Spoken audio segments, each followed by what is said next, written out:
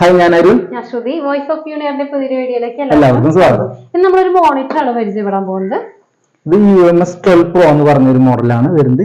ഇത് 12.1 ഇഞ്ചാണ് ഇതിന്റെ ഡിസ്പ്ലേ വരുന്നത്. ഇത് ഡിസ്പ്ലേ ടച്ച് സ്ക്രീൻ ആണ് വരുന്നത്.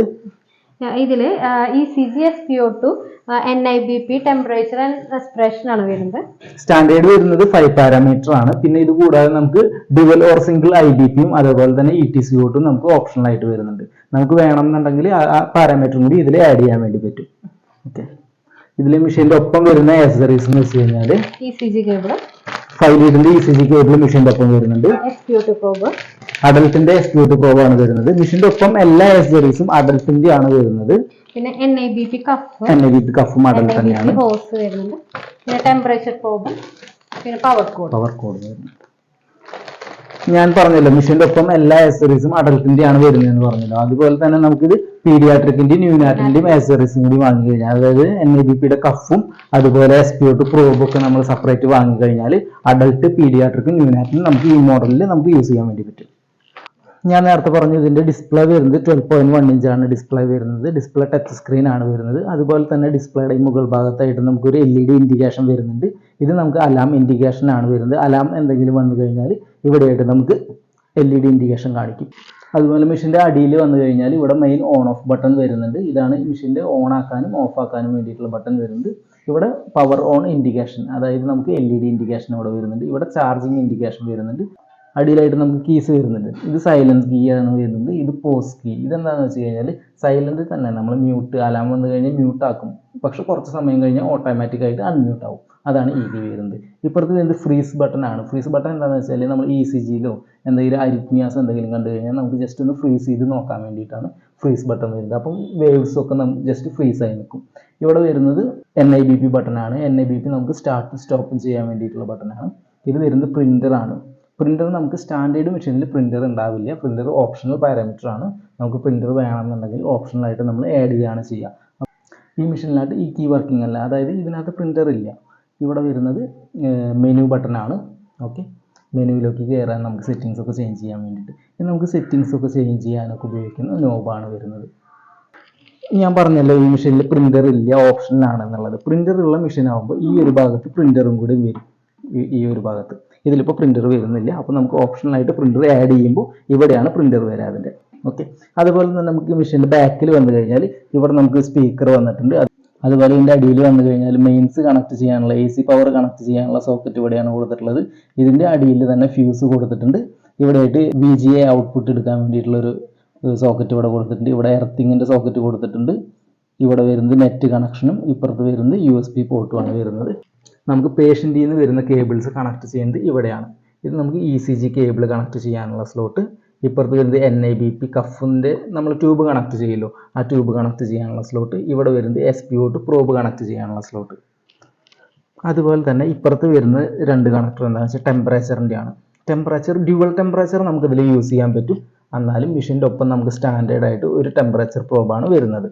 അപ്പോൾ അഡീഷണൽ ആയിട്ട് ഒരു പ്രോബും കൂടി നമ്മൾ വാങ്ങിക്കഴിഞ്ഞാൽ നമുക്ക് ഡ്യുവൽ ടെമ്പറേച്ചർ കണക്ട് ചെയ്തതിൽ യൂസ് ചെയ്യാൻ വേണ്ടി പറ്റും. ഓക്കെ, നമുക്കിതിൽ ഇനിയിപ്പോൾ കേബിളുകൾ കണക്ട് ചെയ്യാം. ഇതാണ് ഇതിൻ്റെ ECG കേബിളിൻ്റെ ഭാഗം വരുന്നത്. ഇതിൽ ഇവിടെയായിട്ട് നമുക്കൊരു ഗ്യാപ്പ് ഇവിടെ കാണാൻ പറ്റും. ഓക്കെ, ഇതിൽ ഈ ഒരു ഗ്യാപ്പ് നമ്മൾ ഇവിടെ വരാവുന്ന രീതിയിൽ കണക്ട് ചെയ്ത് കൊടുക്കാം. ഓക്കെ, അടുത്തത് വരുന്നത് SpO2 ആണ്. SpO2 നോക്കിക്കഴിഞ്ഞാൽ നമുക്ക് ഇവിടെയായിട്ട് ഒരു നോച്ച് കാണാൻ പറ്റും. ഈ ഒരു നോച്ച് ഇവിടേക്ക് വരാവുന്ന രീതിയിൽ ജസ്റ്റ് പുഷ് ചെയ്ത് കൊടുക്കാം. അടുത്തത് വരുന്നത് NIBPയുടെ ആണ്. NIBPയുടെ പുഷ് പുൾ കണക്ടറാണ് വരുന്നത്. ജസ്റ്റ് നമ്മൾ ഊരുന്ന സമയത്ത് ജസ്റ്റ് കണക്ട് ചെയ്യാൻ വേണ്ടി ജസ്റ്റ് ഒന്ന് പുഷ് ചെയ്ത് കൊടുത്താൽ മതി. നമ്മൾ ഊരുന്ന സമയത്ത് ഇങ്ങനെ പുൾ ചെയ്തെടുക്കണം. അതായത് ഇതിൻ്റെ ഇവിടെയായിട്ട് ഇങ്ങനെ പുറകിലോട്ട് വലിച്ചു കഴിഞ്ഞാൽ അത് ഊരിപ്പോരും.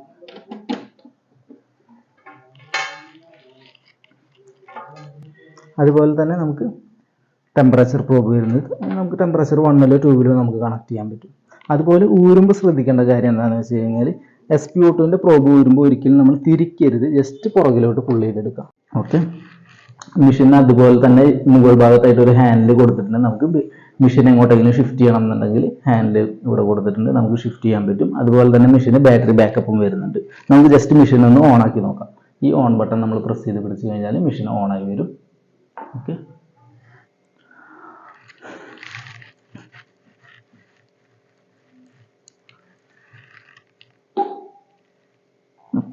മെഷീൻ ഓൺ ആകുമ്പോൾ തന്നെ നമുക്ക് ഇങ്ങനെയാണ് വരുന്നത്.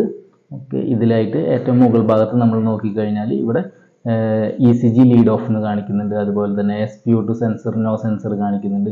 ഇതൊക്കെ മെഷീനിൽ അലാം എഴുതി കാണിക്കുന്ന ഭാഗമാണ്. അപ്പോൾ നമ്മൾ ലീഡ് കണക്ട് ചെയ്തിട്ടില്ല, SpO2 പ്രോബ് കണക്ട് ചെയ്തിട്ടില്ലല്ലോ, അതുകൊണ്ടാണ് ഇങ്ങനെ എഴുതി കാണിക്കുന്നത്. എന്ത് അലാം അടിച്ചു കഴിഞ്ഞാൽ, എന്ത് അലാം വന്നു കഴിഞ്ഞാലും മുകളിലായിട്ട് ഇവിടെ എഴുതി കാണിക്കും. അതുപോലെ തന്നെ ഇവിടെയായിട്ട് നമുക്ക് ഡേറ്റും ടൈമും കൊടുത്തിട്ടുണ്ട്. ഇവിടെ നമുക്ക് ബാറ്ററി എത്രത്തോളം ചാർജ് ഉണ്ടെന്ന് ഇവിടെ കാണിക്കുന്നുണ്ട്. അതുപോലെ തന്നെ ഇവിടെ ഹാർട്ട് റേറ്റ് ഇവിടെ കാണിക്കും. ഇവിടെ ECG ഗ്രാഫുകൾ ഇവിടെ കാണിക്കും. ഓക്കെ, ഇവിടെയായിട്ട് പ്ലത്തസ്മോ ഗ്രാഫ് വരുന്നുണ്ട്. ഇവിടെ നമുക്ക് റെസ്പിറേഷൻ്റെ ഗ്രാഫ് വരുന്നുണ്ട്. ഇവിടെ NIBP വരുന്നുണ്ട്. ഓക്കെ, ഇവിടെ SpO2, pulse rate, perfusion index, പിന്നെ റെസ്പിറേഷൻ റേറ്റ്, ടെമ്പറേച്ചർ, പിന്നെ NIBP നമുക്ക് ഇതിൽ കാണിക്കും. അതുപോലെ തന്നെ മുന്നെടുത്തിട്ടുള്ള NIBPs നമുക്ക് ഇതിലും കാണിക്കും. ജസ്റ്റ് ഇവിടെ കാണിക്കും. അങ്ങനെ ഒരു ഓപ്ഷൻ കൂടി വരുന്നുണ്ട്. നമുക്കിതിൻ്റെ മെഷീൻ ടച്ച് സ്ക്രീൻ ആണെന്ന് പറഞ്ഞല്ലോ ഞാൻ. അതുകൊണ്ട് തന്നെ നമുക്ക് സെറ്റിങ്സ് ഒക്കെ വളരെ ഈസിയാണ്. ജസ്റ്റ് ഇപ്പോൾ ECG എന്തെങ്കിലും സെറ്റിങ്സ് ചേഞ്ച് ചെയ്യണമെന്നുണ്ടെങ്കിൽ ജസ്റ്റ് ടാപ്പ് ചെയ്ത് കഴിഞ്ഞാൽ നമുക്ക് ECG സംബന്ധിച്ചുള്ള എല്ലാ സെറ്റിങ്സും ഇതിൽ വന്നു. നമുക്കിത് ഇവിടെ ചേഞ്ച് ചെയ്യാൻ വേണ്ടി പറ്റും. ഓക്കെ, അതുപോലെ SpO2ൻ്റെ അങ്ങനെ ഈസിയാണ് നമുക്കിതിൻ്റെ സെറ്റിങ്സ് ഒക്കെ ചേഞ്ച് ചെയ്യാൻ വേണ്ടിയിട്ടൊക്കെ ആയിട്ട്. അതുപോലെ തന്നെ NIBPയുടെ ഞാൻ സെറ്റിങ്സിൽ വന്നു. NIBPയുടെ ഇതിൽ വന്നു കഴിഞ്ഞാൽ ഇവിടെ മാനുവൽ എന്നൊരു ഓപ്ഷൻ ഇവിടെ ഉണ്ടാവും. ഇൻ്റർവെല്ല് മാനുവൽ അപ്പോൾ എഴുതുന്നുണ്ട്. ഇതെന്താണെന്ന് വെച്ച് കഴിഞ്ഞാൽ നമുക്ക് NIBP നമ്മൾ മാനുവൽ ഇട്ട് കഴിഞ്ഞാൽ നമ്മൾ എപ്പോൾ BP സ്റ്റാർട്ട് ചെയ്യുന്നു അപ്പോഴാണ് BP എടുക്കുക. അതേസമയം നമ്മൾ ഇൻ്റർവെൽ ഓൺ ആക്കിയിട്ട് കഴിഞ്ഞാൽ നമുക്കത് സെറ്റ് ചെയ്ത് വയ്ക്കാൻ പറ്റും.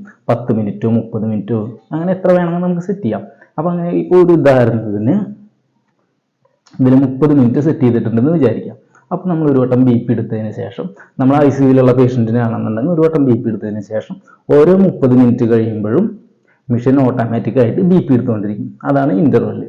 ഇത് മാനുവൽ ആക്കിയിടാണെന്നുണ്ടെങ്കിൽ നമ്മൾ എപ്പോഴാണ് പ്രസ് ചെയ്യുന്നത് അപ്പോൾ മാത്രമേ BP എടുക്കുള്ളൂ. അതിനെ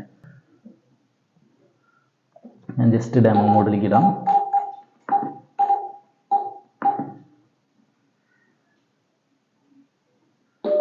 ഡെമോ മോഡിൽ ഇട്ടിട്ടുണ്ട്. മെഷീനിൽ നമുക്ക് ഇവിടെ താഴെ വരുന്ന എല്ലാ കീസ് ഉപയോഗിക്കാം. അതുപോലെ തന്നെ നമുക്ക് ടച്ചിലായിട്ടും ഉപയോഗിക്കാൻ വേണ്ടി പറ്റും. ഇപ്പം ഉദാഹരണത്തിന് ഞാൻ ഇപ്പോൾ BP എടുക്കാൻ വേണ്ടി നമുക്കിത് പ്രസ് ചെയ്ത് BP എടുക്കാം.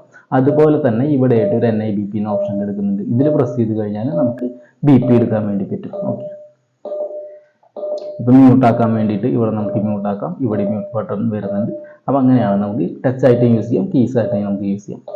ജസ്റ്റ് ഞാനിപ്പോൾ ഇനിയിപ്പോൾ നമുക്ക് ഇതിലെ വോളിയം കൺട്രോൾ ചെയ്യണം, എന്തെങ്കിലും സെറ്റിങ്സ് ചേഞ്ച് ചെയ്യണമെന്നുണ്ടെങ്കിൽ ജസ്റ്റ് ഈ വോളിയം ബട്ടണിൽ ഒന്ന് പ്രസ് ചെയ്ത് കഴിഞ്ഞാൽ നമുക്ക് അലാം വോളിയം നമുക്ക് 2 ആണ് കിടക്കുന്നത്, അത് കൂട്ടാനും കുറയ്ക്കാനും പറ്റും. പൾസ് വോളിയം 2 ആണ് കിടക്കുന്നത്, കൂട്ടാനും കുറയ്ക്കാനും പറ്റും. അതേപോലെ ബീറ്റ് വോളിയം അതെല്ലാം നമുക്കിതിൽ കൺട്രോൾ ചെയ്യാൻ വേണ്ടി പറ്റും. അപ്പോൾ ഇതിൽ നമുക്ക് കൺട്രോൾ ചെയ്യാൻ പറ്റും.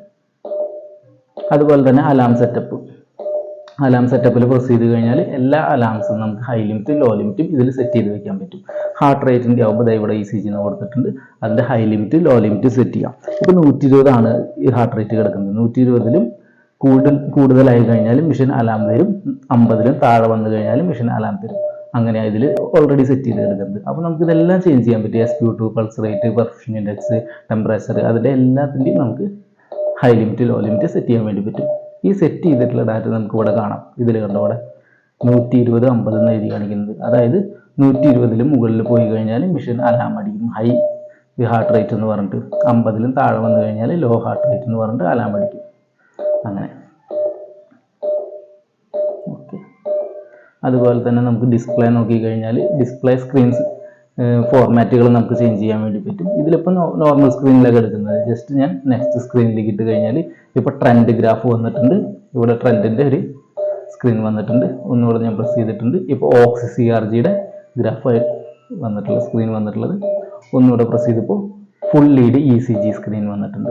ഫുൾ ലീഡ് നമ്മൾ കാർഡിയോളജി ICUയിലൊക്കെയാണ് ഉപയോഗിക്കുന്നത് വെച്ചാൽ നമുക്ക് ഫുൾ ലീഡ് ECG നമുക്ക് കിട്ടാവുന്ന രീതിയിൽ വന്നിട്ടുണ്ട്. ഒന്നുകൂടെ ഞാൻ പ്രസ് ചെയ്തപ്പോൾ ബിഗ് സ്ക്രീൻ ആയിട്ടുണ്ട്. ബിഗ് സ്ക്രീൻ എന്താണെന്ന് വെച്ച് കഴിഞ്ഞാൽ നമുക്ക് ഡിജിറ്റുകളെല്ലാം കുറച്ച് വലുതായിട്ട് കാണും, ഗ്രാഫ് ചെറുതായിട്ടും കാണും. അങ്ങനത്തെ ഒരു സ്ക്രീൻ ആയിട്ട്.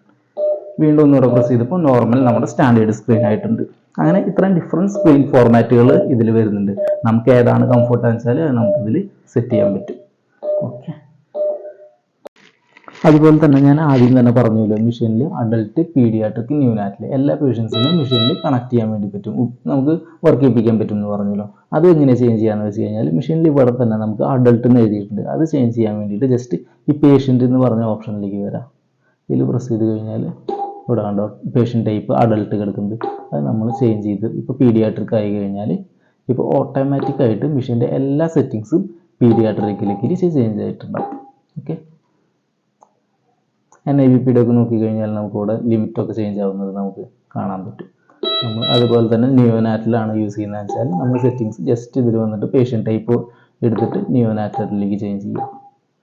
ജസ്റ്റ് ഒന്ന് ക്ലോസ് ചെയ്ത് കൊടുത്തു കഴിഞ്ഞാൽ ഓട്ടോമാറ്റിക്കായിട്ട് ഇപ്പോൾ മെഷീൻ്റെ എല്ലാ സെറ്റിങ്സും ന്യൂനാറ്റലായിട്ട് ചേഞ്ച് ആയിട്ടുണ്ടാവും. അപ്പോൾ അതനുസരിച്ചിട്ട് മെഷീൻ്റെ എല്ലാ ഹൈ ലിമിറ്റ്, ലോ ലിമിറ്റ് അങ്ങനെയുള്ള സെറ്റിങ്സ് എല്ലാം ഓട്ടോമാറ്റിക്കായിട്ട് ചേഞ്ച് ആവും. അതുപോലെ തന്നെ NIBPയുടെ മാക്സിമം പ്രഷർ കൊടുക്കേണ്ടത് അതെല്ലാം ഓട്ടോമാറ്റിക്കായിട്ട് ഇപ്പോൾ ന്യൂനാറ്റലിലേക്ക് ആയിട്ടുണ്ടാവും. അപ്പോൾ ഇവിടെ തന്നെ ന്യൂ എന്ന് എഴുതി കാണിക്കും, മുകൾ ഭാഗത്തായിട്ട് നമുക്ക് ഇവിടെ കാണാൻ പറ്റും. ഓക്കെ, വീണ്ടും അഡൽട്ടിലേക്ക് തന്നെ ഇടാണ്. ഓക്കെ, മുകളിൽ അഡൽട്ടിൽ ഇപ്പോൾ എല്ലാ സെറ്റപ്പും അഡൽട്ടിലായി. അതുപോലെ തന്നെ നമ്മൾ പറഞ്ഞല്ലോ പ്രോബ്, അഡൽട്ടിൻ്റെ പ്രോബ്, ഇങ്ങനെ അഡൽട്ടിൻ്റെ പ്രോബ് വരുന്നത്.